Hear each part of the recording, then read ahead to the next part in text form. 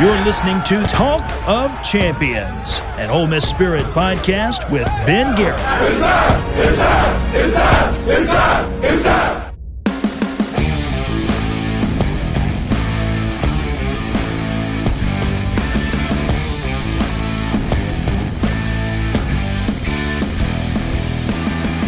Hello again, friends, and welcome inside an all-new edition of Talk of Champions, powered as always by RiverLand Roofing in the RiverLand Roofing Studios, the house up top for RiverLand Roofing. All your roofing needs, you want to text or call RiverLand Roofing, 662-644-4297. You can visit them online, riverlandroofing.com. And the Ole Miss Spirit, that's the website. omspirit.com, an affiliate of On 3. That's where I write and talk about your Ole Miss Rebels all day, every day, omspirit.com. Sign up today because we're taking you all the way to kickoff and well beyond of Ole Miss football's upcoming Saturday kickoff with Georgia Southern at 6:45 p.m. Central Time on SEC Network on Saturday. Ole Miss is coming off of whipping Wake Forest 40-6. Ranked number 5 in the country again in both the AP and Coaches Top 25 polls. Georgia Southern next.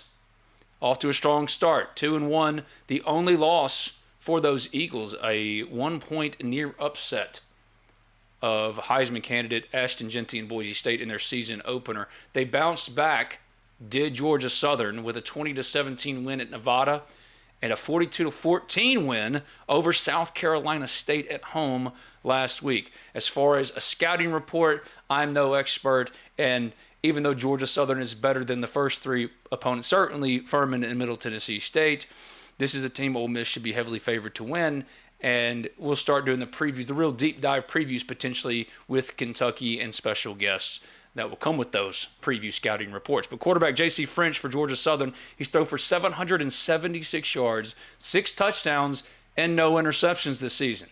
This is not the Georgia Southern you're probably used to seeing or tuning into seeing in past years, that run-heavy offense. This is going to be pass-happy. This is going to be Ole Miss similar, Ole Miss adjacent. Tyler Fromm is a transfer tight end from Auburn. Had a 31-yard reception against the Rebels in 2021, actually. He's one of 14 different Eagles with the reception. Marques Watson-Trent is Georgia Southern's leading tackler. He has 28 tackles so far this season, as well as a quarterback hurry and a forced fumble. But again, that's about it as far as previewing those Georgia Southern Eagles. Maybe the best team Ole Miss has played so far. You got a nice USC reunion upcoming with Clay Helton and Ole Miss head coach Lane Kiffin. There's some fun stuff in this game coming up. But today, on this edition of Talk of Champions, powered by RiverLand and the Ole Miss Spirit, omspirit.com, an affiliate of On 3, we are doing a stock report of Ole Miss football. Who's up, who's down. And you know who's going to lead this thing off. Let's jump right into it. Stock up. It's my guy, Honeycomb, Caden Lee. 2 of the top 7 receivers in the SEC right now, as ranked by yards, are league leader Trey Harris, of course, at 403 yards, that Ole Miss stud. And second-year Ole Miss wide receiver, Caden Lee. Caden Lee's actually, if I remember correctly, ahead of such names as Texas's Isaiah Bond and LSU's Kyron Lacey. This is breakout company.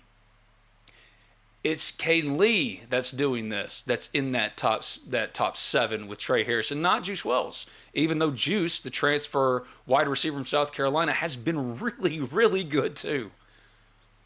But no Ole Miss wide receiver has received more snaps through 3 weeks than Caden Lee's 152. He's got 1 more, actually, than Trey Harris. He's played the 6th most snaps, has Caden Lee on the Ole Miss offense, while Juice Wells is 9th.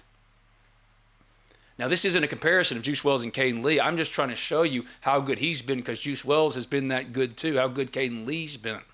Because Juice Wells was the portal's number 1 wide receiver in that last transfer cycle. And he's looked like it. He's been advertised. The injury concerns, the durability concerns, he's really put those to rest.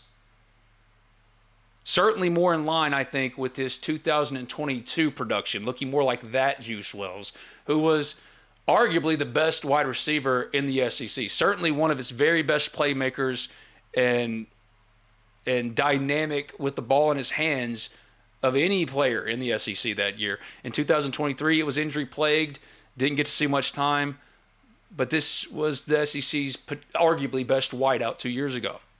But it's Caden Lee that's somehow doing better than the guy that Ole Miss recruited to do that good. It's Caden Lee and not Aiden Williams, unfortunately. We're going to talk about Aiden in just a little bit because I'm still an Aiden Williams believer. I don't want anybody to misconstrue what I'm saying with the stock report. If they're up, that's a snapshot in time, like political polling. It's a snapshot in time. Today's stock report is not the same as tomorrow's stock report. So Aiden Williams, after Georgia Southern on Saturday, maybe he blows up and we do another stock report in a couple weeks and he's right on there. But right now, Caden Lee's got the stock up, and we'll get to Aiden Williams. They came to Ole Miss, did that duo together in the 2023 recruiting class. Caden, though, wasn't the 4-star top 100 player like Aiden Williams. He was a 3-star, ranked in the 500s.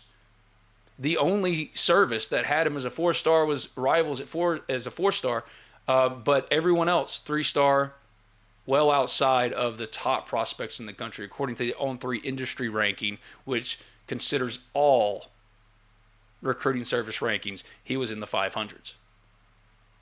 But it's looking more and more like Caden Lee's that next guy up, or if not necessarily even next guy up anymore. He's arriving. He's up.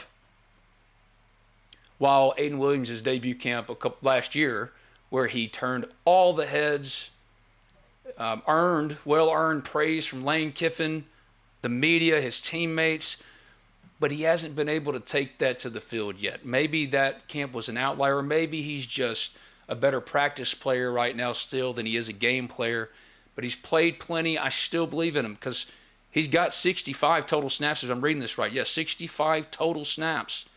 That's in line with a valuable backup second teamer.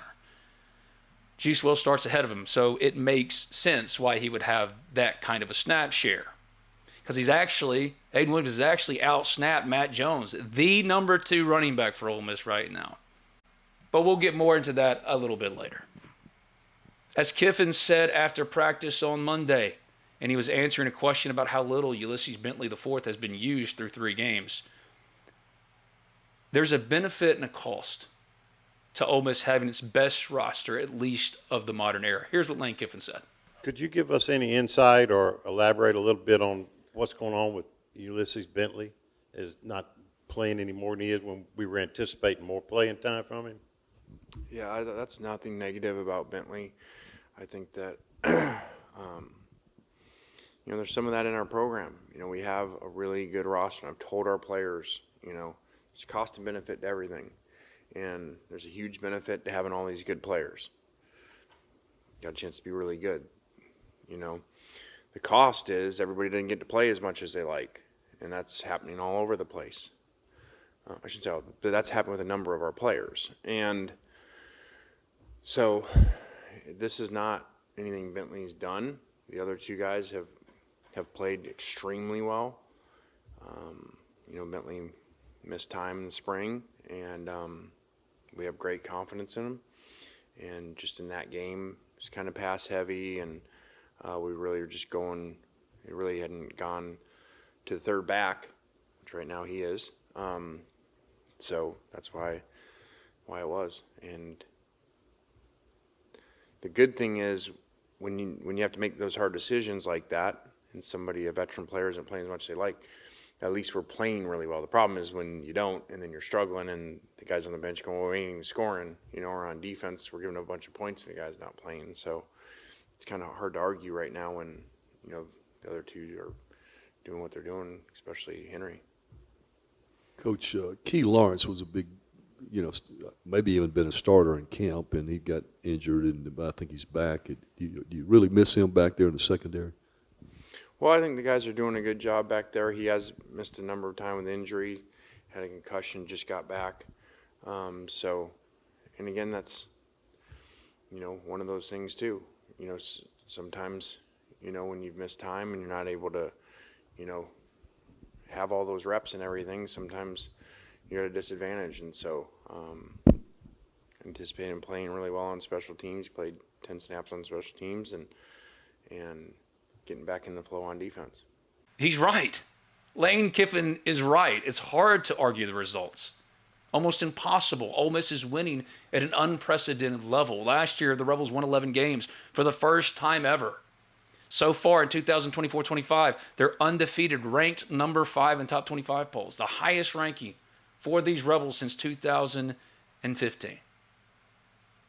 And they're staring a berth in the face of that expanded 12-team college football playoff. They've outscored their opposition 168-9. Ole Miss is the first team in SEC history to score 150 points and allow fewer than 10 points through 3 games. And Caden Lee, he's been a huge part of that already. But if you're a Talk of Champions listener, thank you, RiverLand. Thank you, the Ole Miss Spirit. You're not surprised by this. I called the Caden Lee breakout season back in August. I said the honeycomb breakout, it was on the way. Hey, it's here. It's happening. Thank you, honeycomb. You're making old Ginger Shrek over here look smart, which is very, very hard to do. Caden Lee was second only behind Trey Harris in receptions with 5 against Wake Forest and yards with 83. The breakout, yeah. But then you go to stock down with Ulysses Bentley, who rode into this expectations-filled title chase in 2024-25 as the highest graded returning running back in the SEC and widely considered the Rebels' de facto number 1 after Quinshon Judkins transferred to Ohio State, and then Bentley re-upped with the Grove Collective with a new, fresh NIL deal back in January. And yet here we are. Ole Miss is 3-0 as expected. Georgia Southern coming up on Saturday should be 4-0 going into SEC play next Saturday. And Ulysses Bentley IV, who's in his 3rd and final season as a Rebel. He's currently, and in my opinion, pretty surprisingly, considering all the things we've said about him and read about him and been told about him, running with the 3rd team. Because ahead of him, Henry Parrish Jr., as well as former walk-on Matt Jones. And Henry Parrish is actually 3rd right now in the SEC in rushing yards. And what makes that even more surprising, or at least curious, Ulysses Bentley was the primary backup for Quinshon Judkins last year. He rushed for 540 yards and 4 touchdowns on 95 carries, to where Henry Parrish was, yes, the lead back and everybody loves new, but he was only 600-something yards for Miami. Henry Parrish, though, has taken this job and ran with it. And he's really taken it since the spring and after an injury, a turf toe injury for Ulysses Bentley in the spring that required surgery. So Henry Parrish, he hit the ground running, his job, and he hasn't given it up. And what that absence, that spring absence for Bentley appears to have allowed is for Matt Jones to become not just a nice little story, but a real part of winning football for Ole Miss in 2024. Parrish leads the Rebels in yards, 338, number 3 in the SEC, touchdown 6. Jones is second in both categories with 168 and 3 respectively. Bentley has the 6th most rushing yards, 54. He's tied with Jackson Dart, so 5th most. He's tied with Jackson Dart. He's behind other transfer running backs in Dominique Thomas of Georgia Southern, playing his old team this weekend. He's got 60. Rashad Amos, Miami of Ohio, has 55, and neither of those guys are playing. What Bentley, however, brings that they don't, and what allows him to still contribute to winning football, even when he's not getting the rock. He's such a good special teamer, not just as a return man. He could be a gunner. There's so many things Ulysses Bentley can do. So there is no discouragement here. But we've all been wondering what's going on with Ulysses Bentley. Lane Kiffin told us on Monday. Have you seen kind of Bentley, I guess, embrace his new role? He's done a good job, played some special teams, and I feel for the players when it happens. It happens all the time in the NFL. He's done a good job, and that's not easy to do. And after looking at the film, what do you think of the impact of Jaquan Scott at right guard, and what do you think of the offensive line as a whole? Well, Quan is coming back from an injury, so, you know, he probably didn't play 100%, but you still saw his strength in there and how good he can be. And really, that was his first week back practicing. And so we rotated in there some, and we'll just keep, you know, finding the best mixture of guys. And as you see, we're also, you know, not just playing 5. You know, we're treating it more like some other positions and rotating guys through.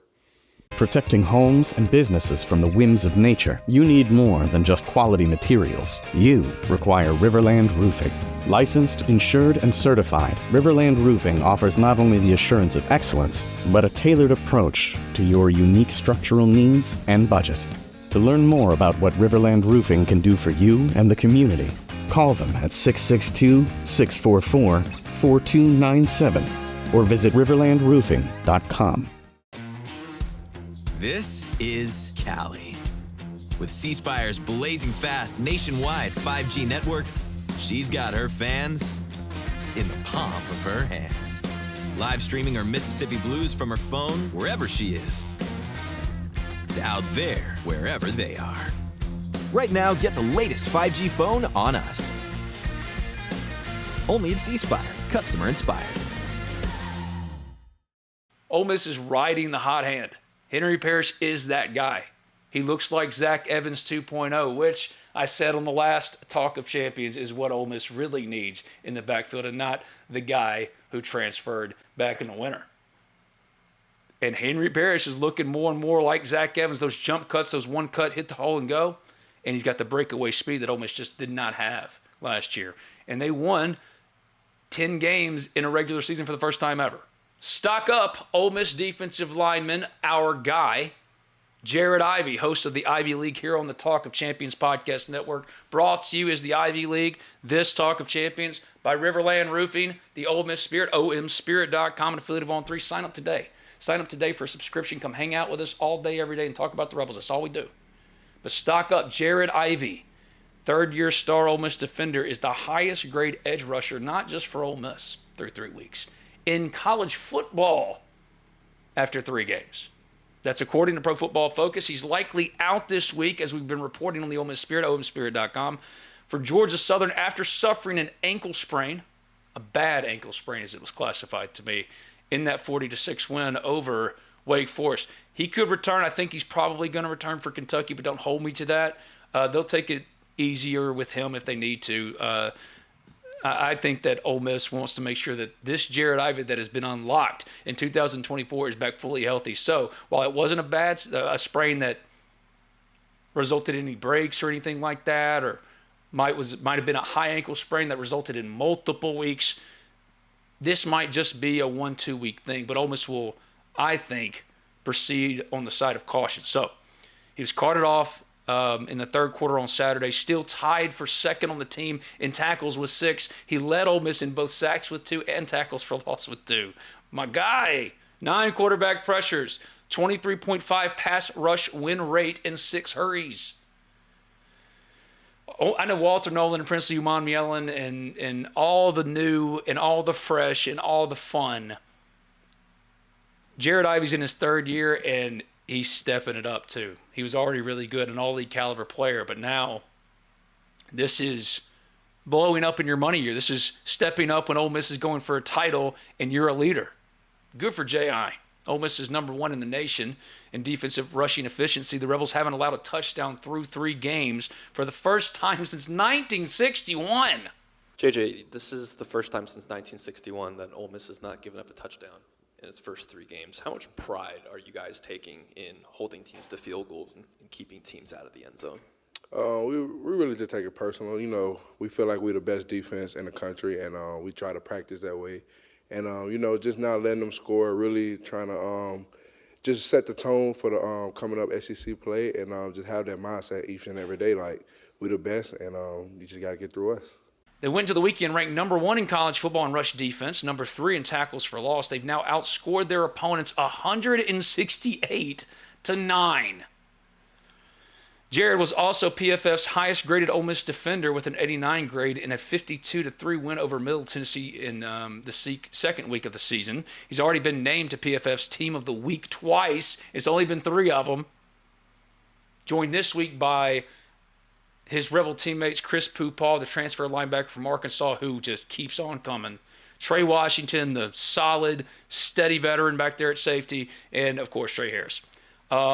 Jared also landed SEC Co-Defensive Lineman of the Week. Well deserved. Jackson Dart got Co-SEC Offensive Player of the Week. That was long overdue. He'll up soon, J.I. He should be back sooner rather than later, hopefully for Kentucky, which is kickoff time announced for Kentucky, 11 a.m. Central Time. I'm sorry, Ole Miss fans. Those suck for y'all. I know. Maybe it'll be the only one this year because Ole Miss is going to be the prime time for every game.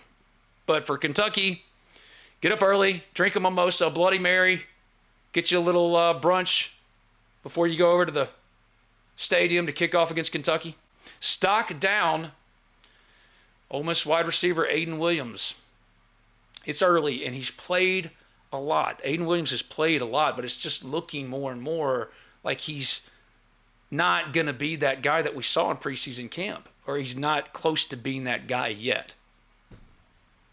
Or he's more practice player than game player, whatever the case may be. Caden Lee is ascending while Aiden Williams is just playing a role, which is valuable, has tremendous value, make no mistake.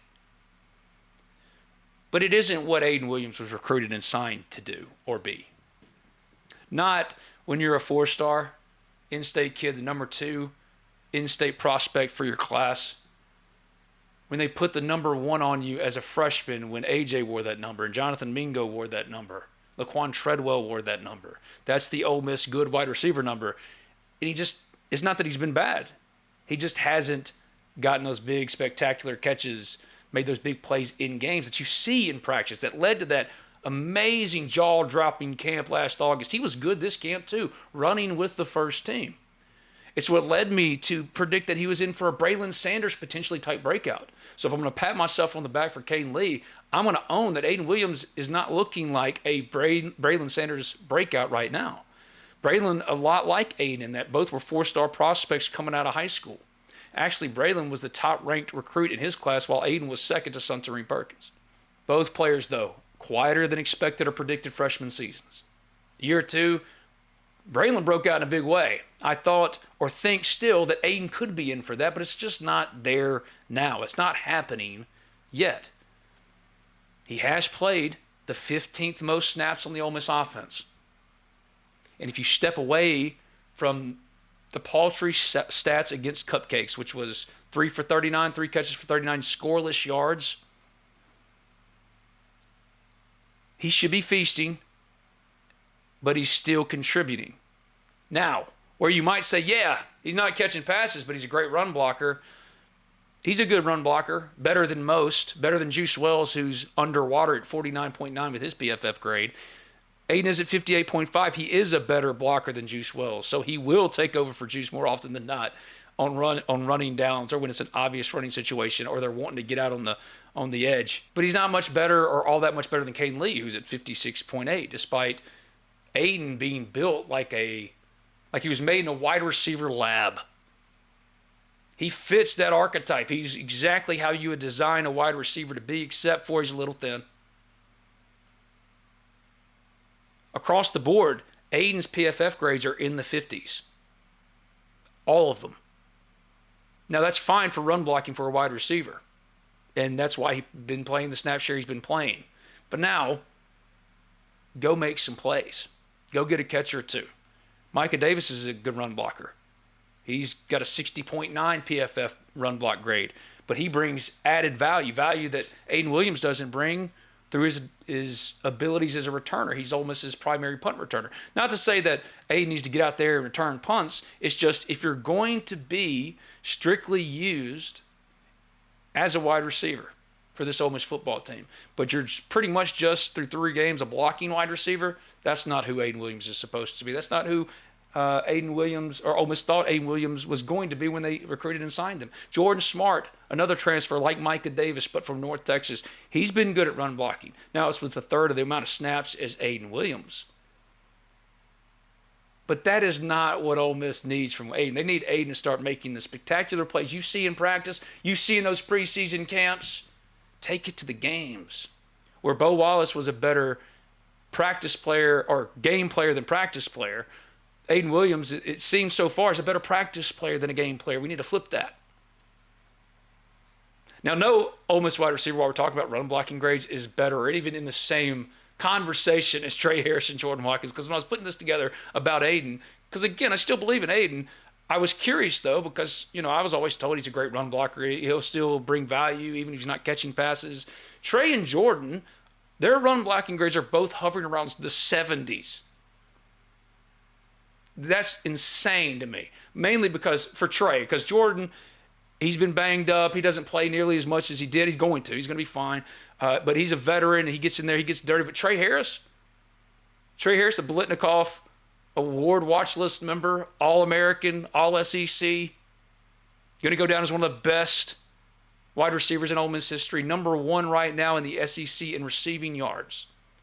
And he's blocking his ass off, too. He's got the number 1 pass block grade of any Ole Miss wide receiver. That's a leader. That's the guy putting in that work. Stock up. Ole Miss hybrid edge linebacker, Sonny P, Suntarian Perkins, Jared Ivey. He was is college football's highest graded rusher, and he's predictably been responsible for the 3rd most pressures on this Ole Miss football team. Now, number 1, Florida transfer Princely Umanmielen, who is looking like he's coming into form, rounding into form. But 3rd is Sonny P. Suntarian Perkins at 10. Former On-3 5-star plus recruit. Top overall prospect in Mississippi for that recruiting class. Ahead just 1 spot of Aiden Williams. Ole Miss senior defensive tackle J.J. Pegues is 4th with 8. And Ivy has a 92.5 defensive grade, as well as the nation's 2nd highest pass rush grade at 91.4. Get better soon, J.I. But Suntarian Perkins, currently the Rebels' 4th highest graded defender, according to PFF, at 87.9. More encouragingly, most encouragingly possibly, his pass rush grade, 83.4, 3rd only to Jared Ivey and Princely Umanmielen. And I spoke of Princely. He started against Wake Forest. Now, he didn't start against Furman in Middle Tennessee State because Ole Miss was slowly bringing him back from that offseason labrum surgery. But started against Wake Forest, and he's already showing out like the player Ole Miss thought they were getting. He's been everything as advertised that Ole Miss thought they were getting, what they hoped they would be getting. Same with Walter Nolan. And that's why I'm so bullish on Ole Miss as a championship contender, because of that front, as I talked about on the last Talk of Champions, always powered by RiverLand Roofing and the Ole Miss Spirit. omspirit.com and affiliate of On3. He's been everything, has Princely, that Ole Miss hoped he'd be, but an uninhibited version of this? There could be more, better? And then the upside with Sonny P, who's coming on? I'm just saying, you could get your popcorn ready. Jared Ivey, Princely Umanmielen, Walter Nolan. No. Jared Ivey is Ole Miss's number 1 rated defender.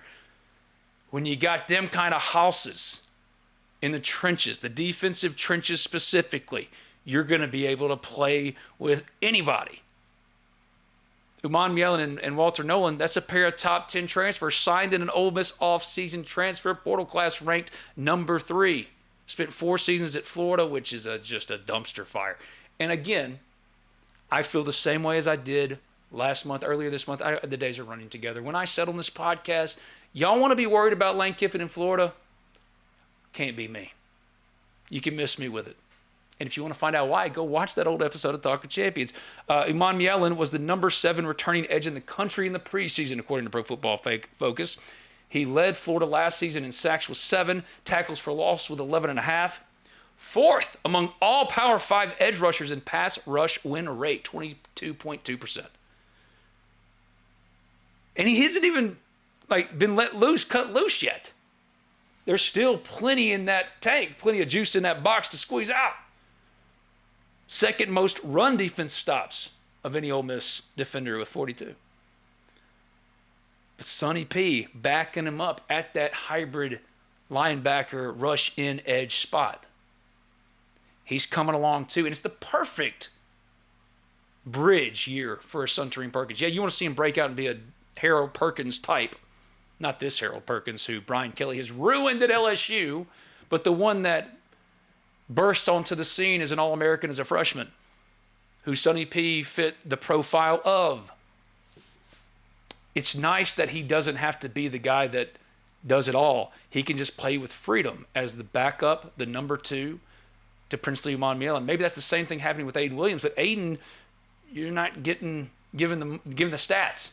You know, you're not given the numbers, the production that they need for you to be an every down or first team potential guy, or step in and become an anchor rebel, right? A foundational, every down, got to play him guy. Hate to bring him out guy. Sonny P's getting that way. And he's doing it from the second team. He's doing it behind Princely Umanmielen. He's coming along. His stock is up. And that's been the Stock Report Talk of Champions. I'm Ben Garrett, @Spirit Ben on Twitter. Check out my stuff at the Ole Miss Spirit, omspirit.com. Affiliate of On 3, RiverLand Roofing for all your roofing needs. Text or call RiverLand Roofing today, 662-644-4297. That's 662-644-4297. You can visit RiverLand Roofing. You can visit RiverLand Roofing online at riverlandroofing.com. Ole Miss and Georgia Southern coming up on Saturday at 6:45 p.m. Central Time on the SEC Network. I'll have another post-game show. I'm hoping Bradley Sowell, but he's still, I think, thinking SEC play. So Kentucky, he made a joke and said he's thinking about coming back for South Carolina, which I thought would be perfect. So if y'all love that idea, hey, Brad, make your grand return to the Talk of Champions Podcast Network for South Carolina week. It's appropriate. It's perfect. But I'll have a post-game show for you. Another one of these in-week Talk of Champions on Thursday. Fresh out of the package Talk of Champions for you on Thursday. But until then, thank y'all for coming in, hanging out with me. Take care of each other. Be good to each other. God bless.